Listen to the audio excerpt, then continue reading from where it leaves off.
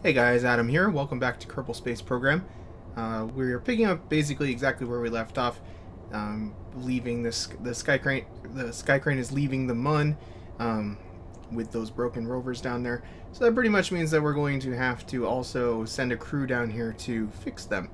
But first things first, get this up in orbit. As you can see, I ditched that little gantry thing, so it'll just crash back into the surface and not create more debris problems because I don't like debris. So we're back up at the space station. I'm transferring a crew over to the little Mun lander thingy that I have here. Now, this thing needs a redesign pretty badly. The RCS on it is very unstable. MechJeb has trouble docking with it. I have some difficulty docking with it. Basically, it's got like 3 times symmetry on part, and then I think it has 4 times symmetry for, like on the top, I think it has 4 times symmetry for the RCS, and then down below it has 3 times, and just screws MechJeb up terribly.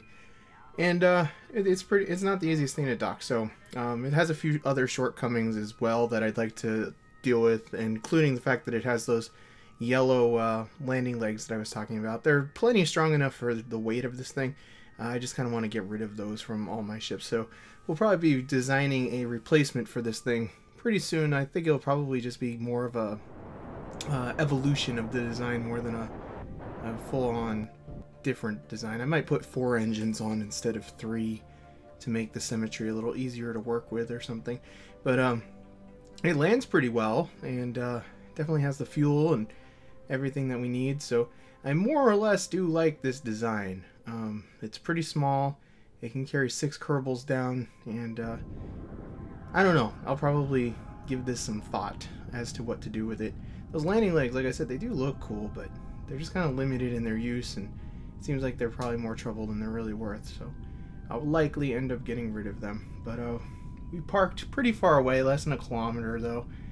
I didn't want to get too close, but again, we're on, look at that leg wobbling around there. Those legs just aren't strong enough. And this is a pretty steep hill, but it doesn't really matter on this thing because it is very low and squatty, meaning it doesn't really have trouble. I realized that I didn't have a good way to get out of the cockpit from this thing, so I had to do a transfer down into this little landing thing. And I misspoke. I said it could carry 6 down. It can only carry 4, so maybe I should put one with a crew tank or something on it in the future. I don't know. I'll have to give it some thought. But anyway, that means since we're about a kilometer away, it means we've got to get down and hoof it. Unfortunately, the ladder on this is also not really working very well. It's alright because we're on the Mun, but it's kind of annoying. Have to work out what the problem was with that as well. It looks like it's just sticking out too far, kind of. I don't really know how that happened, but whatever. It didn't get noticed in the design. That's why we test things on the Mun before we do anything else. So here we are over at the rovers. It took a minute to get over here, but it wasn't too bad. So we're just basically going to deploy the antenna. I'm getting some science while we're here. I figured I might as well get some free science since we had to make the trip. We can transmit that stuff back, so these guys don't have to go home to bring that back to Kerbin. So we'll go ahead and deploy the antenna. I don't think it actually let me repair the solar panel for some reason, and I was kind of annoyed by that. So we ended up having to drive with just 1 solar panel. But the antennas did get deployed. That's what's important. And we had a little bit of fun and get to test the Mun vehicle while we were at it. So the general idea here is that these 2 rovers are going to explore this area a little bit, see if it's suitable for colonization, and hopefully gather some science while they're at it. Now he's got to fly back over to the spacecraft so we can leave. I don't know, this area is alright. It's kind of flat, like where the rovers are, it's reasonably flat. And it's got nice mountain ranges and stuff around it. So here I am, realizing my problem's trying to get in here. And I hadn't yet modified the config file for this so that I could store experiments in there. So I did end up changing that out and fixing that for later stuff. But right now, I could not store experiments inside of that cockpit. So, because it's from like, it hasn't been updated in forever. Like version, I don't remember. I think version 0.20 or something like that was the last time it was updated. So it's way out of date. But anyway, it's not a problem. We have a separate canister thingy, crew canister on this. So I'll just go ahead and store it there and transfer it back up into the cockpit. and make a little mental note to go ahead and fix that config file in the future. So we had a nice little adventure on the Mun. Looks like we still have about 1200 Delta V left, which should be more than enough to take off and rendezvous at the space station. That was one of the things I was curious about. This should have enough fuel, that means, to be able to change planes. If we go to like a more polar orbit or whatever with this lander, it should be able to change planes and actually be able to still rendezvous with the space station, so that's good news. I think it's pretty nimble. Look how quick it turned there. I guess the animation broke on those. I guess it does have 2 command pods, and it has relatively low mass. So anyway, I'm gonna head back up to the space station with this. I'm not gonna bore you with that. It just, you know, pretty much standard Mun procedures here. Alright, and actually we're back up at the space station now, and I'm just kind of demonstrating the issues that I ended up having trying to dock this thing. It's really strange. I know MechJeb had been having problems for random intervals trying to dock. I tried turning on the RCS balancer, I tried turning it off. I did all kinds of adjustments for the approach speeds, all kinds of stuff to see if it could do it. And it will start to look like it's going to do it, like this. So we're approaching the, you know, the docking axis and all that stuff. But it just kind of flips out and decides against doing it. It's pretty weird, actually. I accidentally hit the engine there, I think. But so it's still saying that we have like 15 meters to the docking axis and all that stuff. But at this point, I was trying to manually take over, and this is where things get kind of funky. We're clearly going the wrong way here. Yeah. Then you can kind of see how those 3-way RCS ports work, and for some reason they just don't seem to work well. I don't get it. So I kind of decided I was gonna tinker around and burn back towards the space station and everything, and I was preparing myself to do a manual docking. I didn't want to use all my RCS fuel, so I was trying to arrest my speed here and stuff and get moving back towards the station using the main engines. As you can see here, I did end up doing a manual docking because it was just too weird the way everything was working. And I was having a lot of trouble getting translation to work right on this too. I don't know if it was like a glitch in the game or what, because it wasn't just MechJeb that was having trouble with it. I had trouble as well. And I'm not like the greatest docker in the history of docking, but I am okay at it. You know, I've been playing this game for a long time. I've been docking since docking was introduced, and I'm okay at it. At this point, like, I was having a lot of trouble. I was concentrating on trying to not hit the ship next to me, so I wasn't really paying attention to the attitude of the nose there.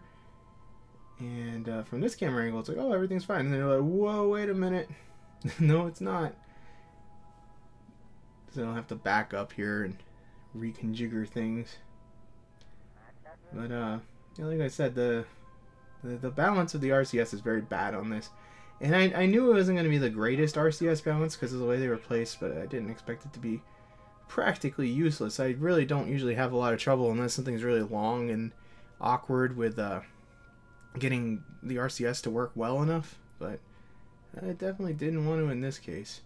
So I'm just trying to use the side view here to make sure that we get the port kind of lined up. Of course, that little reticle in the nav ball helps a lot with that too, but it's not like ridiculously accurate at this distance, so it's kind of better to use visual stuff. And at this point, I knew I wasn't going to be able to like slide the craft over, so I just kind of decided to bump it and hope the magnets would take over. And they did, but that was a little bit of an ugly docking. The space station, all of my space stations have been doing this more than they seem to used to, too. Like, just the random rotation. They always did do that, but it seems worse than usual. And so, this is the one with the busted off solar panel, the rover. It's off-roving, so our repair work to the antenna, all we really did was deploy the antenna. It seems to have worked well enough. The crater is really, really hilly is what it's turning out to be like. I was hoping one of these would be able to find a really flat spot in this crater that we could mark and use as a landing site for the base and all that stuff. But it's kind of turning out to just be mountains pretty much all the way through. These small rover wheels seem kind of unstable. I don't know if it's just the Mun or what, but They are pretty unstable feeling. This thing kind of has a high center of gravity, I suppose. It's got kind of a lot of stuff on the top, but it seems kind of unstable. Alright, so we're back at Kerbal launching a ship. This is, I think I originally named it the Elu Explorer, but I think it's actually going to Drez. I don't remember. I think I had my launch windows for the two of those mixed up. But at any rate, it's going really far away, and it's going to take a long time to get there. But it's got basically all of the orbital science stuff that we currently have available, so I think it's going to take it like several years to get there or something like that. So you know, this is going to be a long in progress mission that I'm really glad I have the Kerbal alarm clock for, so I don't forget about it while it's out on its little transit. And so here you can kind of get an idea of what we're launching. And I'm just getting my calm stuff set up, because I always like to do that once I get it basically into the tippy top part of the atmosphere, so that I don't forget and have the thing fly out of range and never be able to reset the comm dish to the right thing. So get that bad boy set up here real quick. And there we go. So we're just going to do the orbiting burn and all that stuff and leave it there for a long time until it's ready to go. I think it's like a month until its window opens up. This is the core section of the Kethane station that we're going to be putting out at the Mun. I think I mentioned it in an episode or two ago when I was doing the mining, that I didn't really want to design a ship that had the refinery on board, because it seemed like a lot of extra weight that wasn't really necessary to land with. So I want to build a space station that's going to be basically responsible for refining all of the fuel, and ships that need fuel can stop off there and top off their tanks. I'll probably build like a small little cargo ferry that can just transfer some of the fuel from the station to the main space station, so those landing ships and stuff don't have to keep making extra stops, because the main space station around the Mun does have fuel on board as well. So I had, at this point, I think I had the Smart ASS on, and when I undocked this, I think did it flip out? Oh yeah, I did it too close. Like, I remembered the solar panel hitting these. I believe these are the ASUS solar panels as well. I didn't have any RCS on this, so I was just kind of waiting, and I was like, I'm impatient, so I hit the button as soon as I thought it would clear. But those solar panels seem to be indestructible. That was a pretty good whack it gave the space station there, and it really didn't care. So, you know, that's good to know. I closed the panel just in case. I mean, it doesn't really matter, I suppose, because this thing's crashing, but I didn't really want to leave a theoretical trail of debris, even though I know it doesn't actually track the solar panel debris. So this is like a funky, ugly rocket that I built for this, because I was just being lazy, and I was just like, lots of rockets, that'll make it go. But this is the kind of the guts of the operation. It has a reactor on board. It has a bunch of fuel stuff, storage for Kethane, and some regular stuff, because I believe you still have to have the Kethane, you know, routed in such a way that it's touching, it's on the same stage at the very least as the fuel tanks that you want to refine into. So that's what I'm doing right here, is making sure that we can actually refine everything. And I wanted to use a reactor because it uses a lot of power to actually do the refining, and it seemed to make sense since we have these reactors lying around. Why not throw one on this thing and send it on up? So it was a little like stubby looking rocket. I didn't really make it very tall. I didn't bother with a fairing for some reason because I was lazy. It has ugly boosters on it, but it all worked out in the end, and it'll be fine, I suppose. So this is us actually entering the I think we're entering the orbit of the Mun. Maybe we're already in orbit. Are we just matching planes? I don't remember what we're doing at this point. I think we're just entering orbit of the Mun here. We haven't done the intercept yet, so we'll go ahead and get that intercept done and get these two things docked together, and we'll be able to at least theoretically start refining some of that fuel. There's no storage tanks yet, but we'll at least be able to refuel a couple of ships if we need to and stuff like that once we get some that Kethane miner docked up here. I kind of like how this looks with all the little RCS tanks on it. I don't know, they just look kind of neat.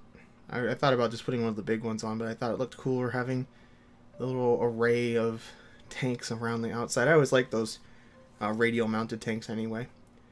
So here we are.